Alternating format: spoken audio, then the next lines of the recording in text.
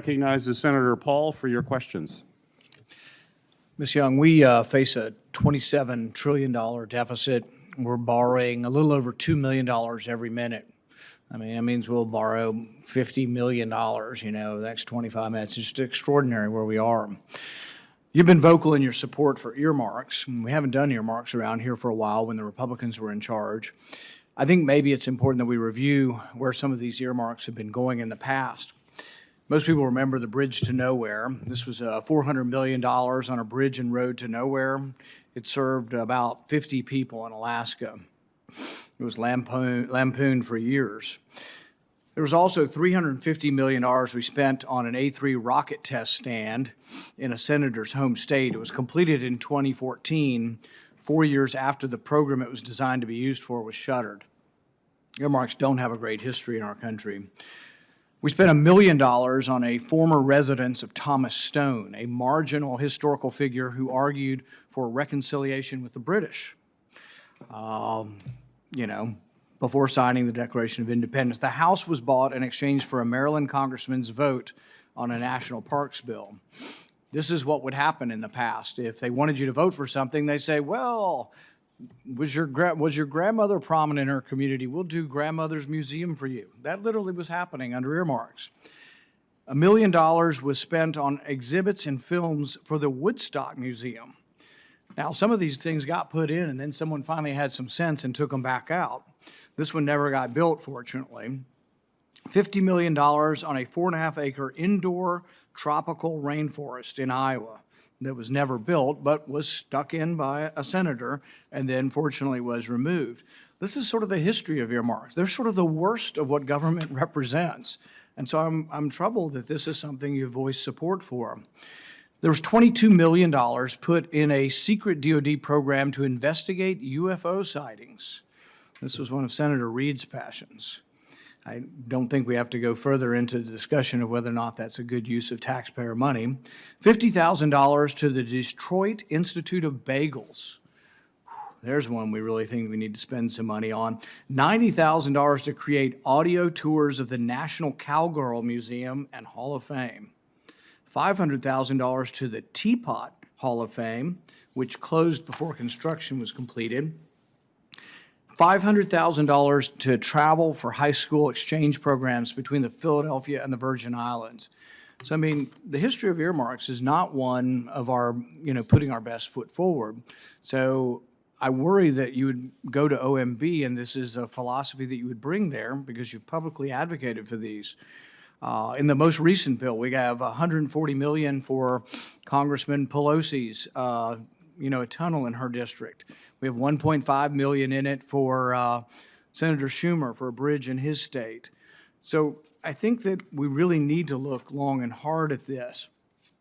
At the peak of earmarking in 2006, members of Congress added nearly 10,000 pet projects costing the taxpayer nearly $29 billion. During a 10-year period, the earmarks rose in 1996 from about 1,000 to 14,000. I think we finally had one transportation bill that had 6,000 earmarks on one transportation bill. And there literally was stuff named after people's grandmothers or somebody prominent in their district. They'd say, oh, we'll do a museum for them. Studies estimated that for every dollar companies spent lobbying, they bought $28 in earmarks. At one point, 60% of the House Armed Services Committee members were channeling earmarks to campaign contributors. When they did a reform and they said you had to put your name and attach your name to the earmark you put on to sort of shame people into this, they found that of the 81 House and Senate appropriators who made up 15% of Congress, they were responsible for 51% of the earmarks and 61% of the money spent. So I guess considering where we are on the debt, I'd like to hear, why you think it would be a good idea to go back to earmarks. Senator, thank you for the question and opportunity to talk about this issue. The first commentary I have is the Constitution is very clear about who gets to appropriate, and it's Congress out of the three equal branches. So it will be your decision, congressional decision, House and Senate, on how you spend federal dollars. If confirmed, I think it would be my role at OMB to implement what you have passed So I certainly appreciate any past comments I may have made. I'm a staffer, so I doubt I've made many public comments.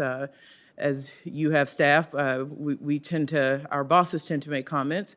But I believe there is going to be a lively debate about how you choose as the Constitution dictates.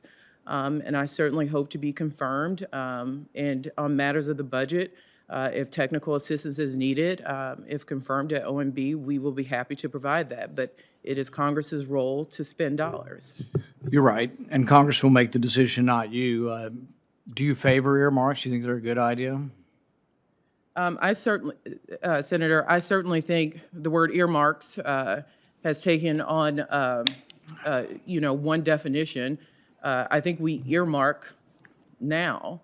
I think how do you fund the Army Corps or highway projects without earmarking? They're in a place, and they cost money.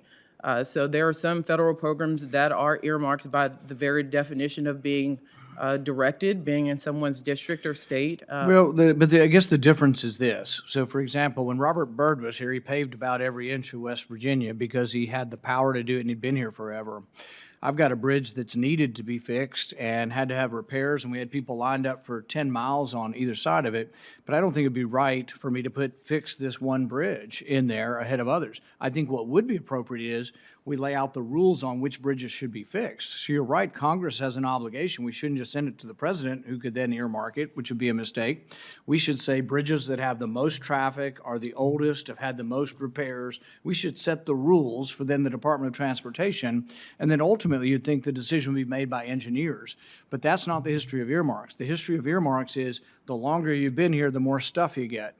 And it's true on both sides of the aisle, Republican and Democrat. The longer you're here, the more stuff you get under the earmark regime. And there has been a little bit less of that.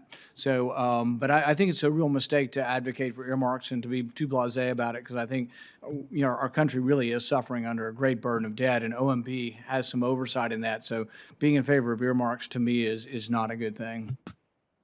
Thank you, Senator.